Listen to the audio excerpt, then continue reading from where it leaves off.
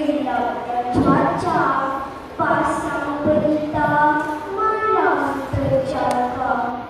Telur tembakau menjadi punca, bermula cerita Mak Tanjung sekeluarga.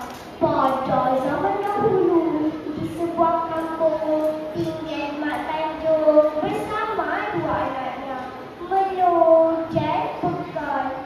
Semenjak meninggal dunia, Mak Tanjung jadi muram dan pendiam. Mak Tanjung sentiasa bersedih hati. Pada suatu hari, Mak Tanjung teringin sangat untuk makan telur ikan tembakau. Maka dia pun pergi ke sebatang sungai berhampiran rumahnya. Mak Tanjung berusaha menangguk ikan tembakau. Tangguk sana, tangguk sini. Akhirnya dia berjaya menangguk seekor ikan tembakau yang besar. Dengan perasaan yang gembira, dia membawa ikan itu pulang ke rumah. Mak Tanjung menyanyikan lalu berpesan kepada Melo supaya masak gulai ikan dan menggoreng telur ikan tembakau.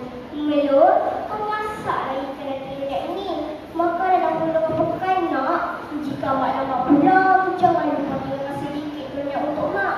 Pesan Mak Tanjung kepada Melo sebelum keluar mencari akar kayu. Selepas dia memulai ikan dan menggoreng telur ikan tembakau, Melo mengasingkan sedikit minyak untuk mak. Melo mengambil Pekan untuk makan. Pekan makan dengan menunjuk. Sedapnya telur ikan tembakau ini. Nak lagi, nak lagi.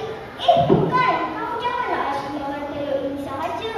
Makanlah nasi dan gulai juga, kata Melo kepada Pekan. Namun, Pekan tetap mengesak dan terus menangis. Puas Melo menunjuknya. Tiba-tiba, Pekan berlari dan mencapai separuh lagi telur ikan tembakau yang disimpan oleh Melo di atas paratang. Oh, rupanya ada lagi telur ikan tembakau ini, kata Pekan. Jangan Pekan, jangan makan yang itu. Kakak simpankan untuk emak, teriak Melo. Namun, Pekan langsung tidak menghiraukan larangan kakaknya. Akhirnya, habis telur ikan tembakau itu dimakan oleh Pekan. Pulang